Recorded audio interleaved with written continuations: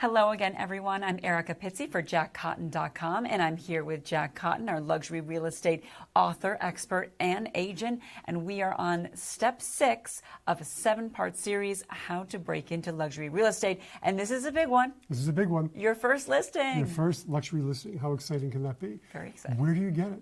Where do you get your first luxury listing?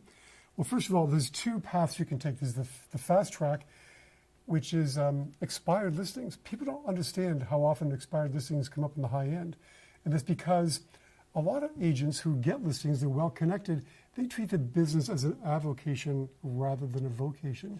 And so they overprice it, or they take it at the wrong price, they're part-time, and the listings expire. So you have a great opportunity to be the second agent in. A lot of them are unqualified. All they have is sometimes a good pedigree and a great Rolodex, but they know nothing about the business. They can get the listings because of their connections. So overpricing is rampant among these people, so they do expire on a pretty regular basis. But my advice is you've got to find the Maverick in your market. The Maverick in your market. That's the person who wants to show people they're different. They want to take a chance on a new person. They're willing to go with an agent who's new, who's fresh, who's audacious and creative, and that's the person you want to go to. I was in a house, I can't say where because people from this area watched the video, but I love barns, and this lady had a barn on her property. She must have spent, I don't know how many $1 million building this barn. I mean, millions. Well, anyway, inside the barn, it had heated tile floors. It had beautiful natural finish wainscoting and chair rail. It had hand-cast bronze lights with white halogen lights. Well, it was just a breathtaking barn. Well, I went to the part where the car is parked. There in the middle of this huge space in this beautiful shining floor with a white halogen lights just bathing this car was a deep metallic green Subaru Outback.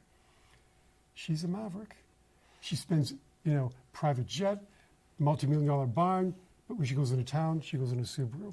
When you watch in your market, when you do your market research, we did in step 1, we really map your market and get to know who are the people who live here, what do they like, what do they do, start looking for the Mavericks, and they're the ones who show up in town with a truck.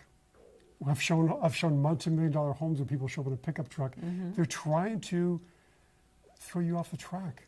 But that's the kind of person who will take a chance on a new agent who's new to the market, who is new to luxury real estate, who's new to a different location. So look for the Maverick in your market, and that will help you get your first listing. Not to mention, we talked about storming the gates back a few weeks ago, and that's the long-term path to getting listings because all those gatekeepers, the attorneys, the CPAs, the trust officers at banks, they know which clients are putting their homes on the market next. When you can provide value to them with your yearly valuation updates, they will provide referrals to you.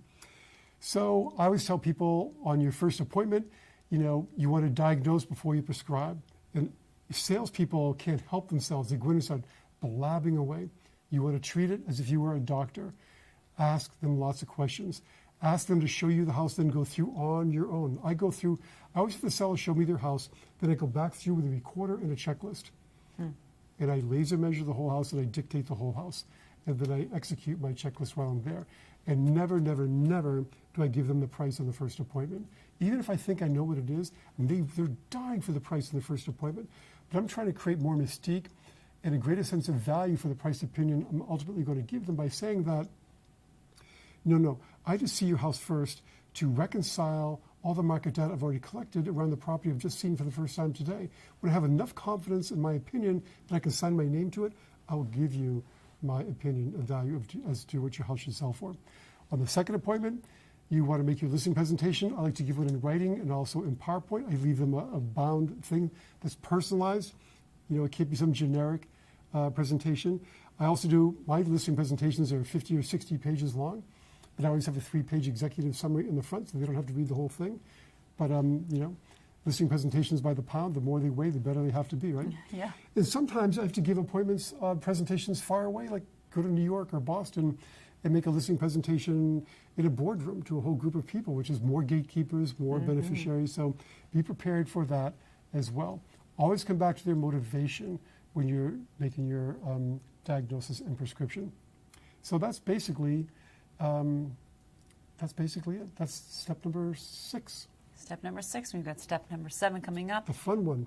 Get it sold and tell the world. Get it sold and tell the world. That's definitely the fun one. All right. All right, and for more advice from our luxury real estate expert, Jack Cotton, you can always go to luxuryrealestateunplugged.com.